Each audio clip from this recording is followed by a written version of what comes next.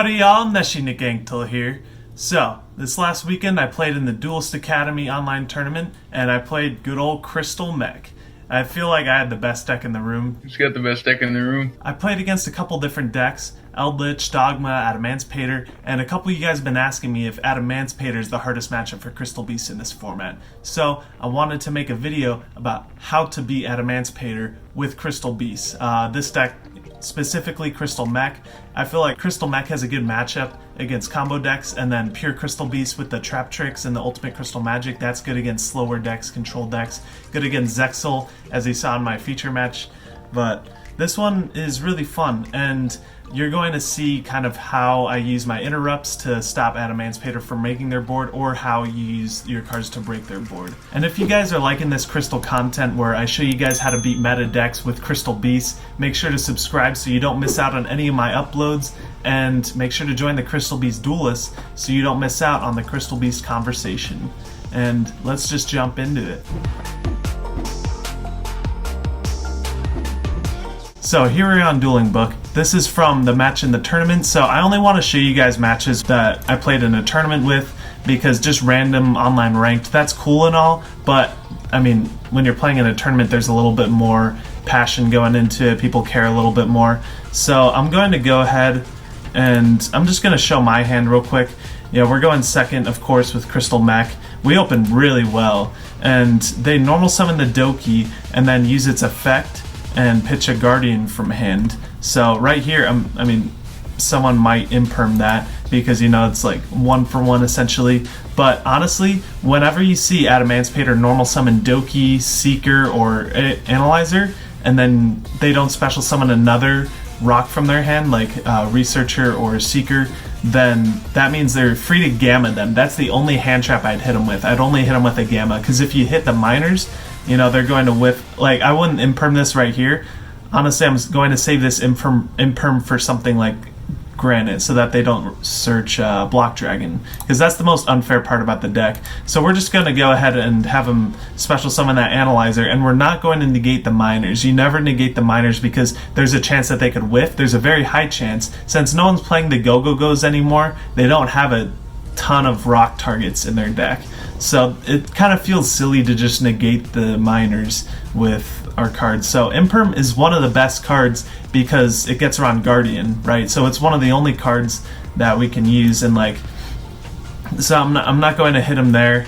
And you know, think about it. If I impermed that or the Doki, then I'm gonna go ahead and show our hands. He had the Researcher anyway, so it's like there's no point in hitting that with an imperm, because they're just going to summon that Researcher and then go into Hulky Fibrax.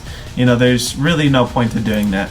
So I'm literally just going to save it for the Granite or anything else. I see that he mills a Scythe, or he excavates a Scythe, so that's telling me, okay, he's playing Dagda. Like, that's very odd, but that means if we see Dagda before the Granite or the Union Carrier that gets the Block Dragon, that means we're going to hit that Dagda. We do not want to get Scythe. I want to summon Dragoon.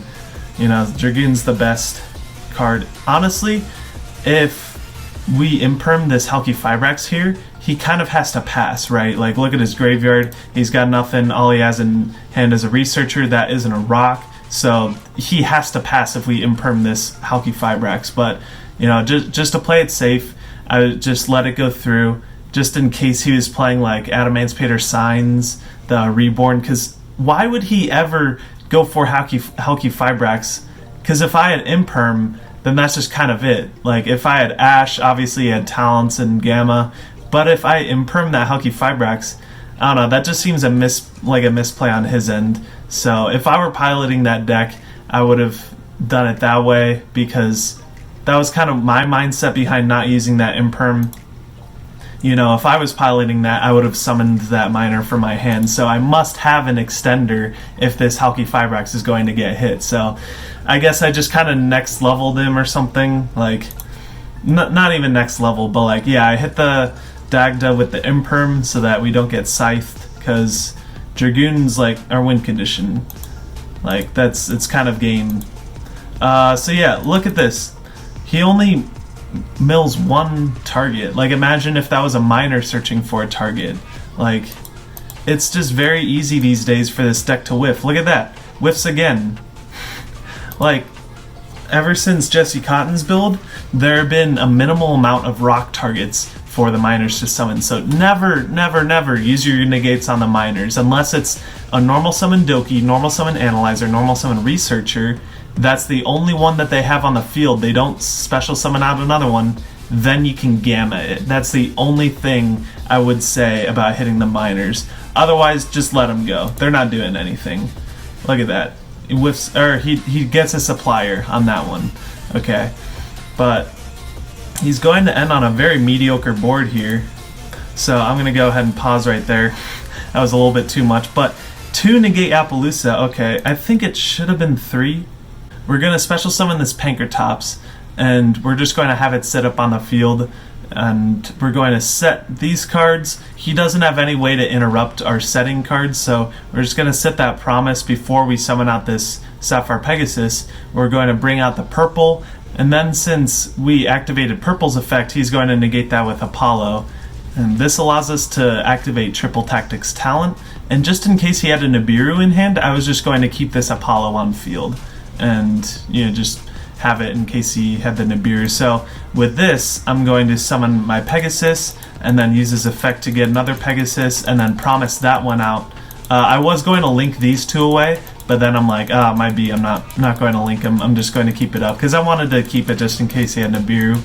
And then I'm going to link those 2 away for the Verte Anaconda, and then that's going to send the materials for Dragoon, and Dragoon for game, right? Dragoon, like... So we're going into game 2, and we don't open any interruptions, so he's just free to go off. Right here, that's an instance, like I said, where I'd gamma that. Because look at his hand, he doesn't have any disruption, he doesn't have any extenders. Like, it's weird that he kept Ashen going first, but I don't know. Like, Talents, I don't really agree with going first that much. But I guess if he's expecting hand traps, I mean, last turn we just impermed him, and we didn't reveal any monster hand traps at all, so I'm not sure what's going on. Maybe he expected us to play Gamma, but yeah, he's just going to go off right here. He's going to make a pretty respectable board. He's not going to Buster Lock us, because he just doesn't get that good of excavates. He's going to go for the Doki and go for the extended Doki Miner combo. So summon out that Seeker, and then he's going to summon out Weeping Idol. It's like, you don't play that many good targets in this deck.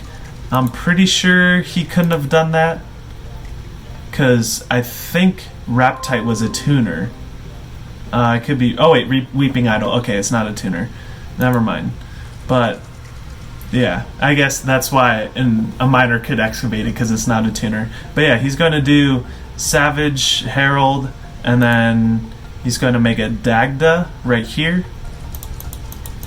I'm pretty sure. Yeah, there's the Dagda. And so right here, we have double Pegasus, Bond, Bridge, Purple, Tactics, Talent. And so, obviously this Bond, we don't need it, so let's just fire it off. We don't really need the zones or the search, because we already have 2 Pegasuses in hand. So we're just going to play that and bait out anything. And that baits the Ash. It goes to Banish because of the Herald. And then we're just free normal summon this Pegasus. Herald negates it. We're going to put it under this Dagda zone. So whenever you're setting up columns for Mech Knights, you want to put it under the monsters before the spells and traps. Because even though the Crystal Beasts, I love putting them under like Imperm columns because they don't get Impermed. This is Imperm right here. But he's going to activate Dagda right here because he activated a Herald effect and set the Scythe. I don't know what that's doing for him though. But yeah, since the back row can move at any time, like that Imperm could be there one time, gone the next, but the monsters are more or less going to stay the whole time. So that's where you want to set up your columns for the mechs. We're going to summon out this purple. It fell. And then we're going to use its effect. It's going to eat this Imperm right here, and this Borlode Savage.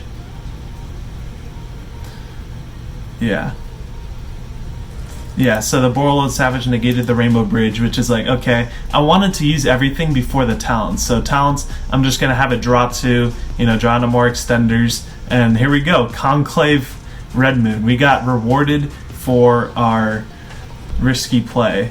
So honestly, the safer play would have been Talents and Take, so that we could have made Verte Anaconda, but yeah, just risk it for the biscuit, right? And then yeah, we're going to summon out this Red Moon, and then that's going to give us enough material for the Verte Anaconda. And then Dragoon. Like, it's not hard breaking Adamancipator boards. You just got to know what you're dealing with and just literally play your cards right. And just know, like, okay, they have this many spell trap negates, like Omni negates, and then that's not doing anything. So like some of them are playing like weird builds that are innovative. Like, I'll give them that. That's innovative. I haven't seen very many Adamancipator players play the Scythe package, but you know, that's just how the cookie crumbles. You lose power versus consistency, right? Yeah, that's just the power of Dragoon in Crystal Mech. Like, this deck is kind of nuts. I would change a couple things about the deck. I was expecting to play against more Dragoon, but honestly I didn't see that many. I only saw maybe one Dragoon the whole time and I beat him. It's like, I over-prepared for Dragoon definitely by playing triple talents. I also played 2 Gamma Seal, and that's like, you don't really need to do it. I probably just play Gammas and Driver, and then I played triple Conclave. I probably should have only played 1. But yeah, I'm going to go ahead and show you guys the deck at the end. Just at the end of the video, I'm going to show you the deck that I played, the side deck, the main deck. They were all awesome, and it was just a fun tournament. So I hope this helped you guys with figuring out how to break Adamancipator boards with Crystal Beasts. And let me know if you have any other questions, any other decks you want to know how to beat, except for Eldritch. Like, we all know Crystal Beast beats Eldritch. Like, I showed you this is how Crystal Master plays, and then the feature match where I 2-0'd Numeron Eldritch. It just depends on the build that you're playing. Obviously, Crystal Mech kind of has a hard time with Eldritch, but you know, Abundance beats Eldritch, and as well as Rainbow Neos with the Ultimate Crystal Magic. So that's how you beat Eldritch. So let me know if you guys like this little segment that I'm gonna do, and make sure to subscribe for more Crystal Beast content, and make sure to comment below which build you like the most. If you like Crystal Mech, or if you have your own build that you're playing, and let me know how I can be helping out you guys. Want to make sure that all the Crystal Beast players are strong boys, alright? I'll see you guys in the next video.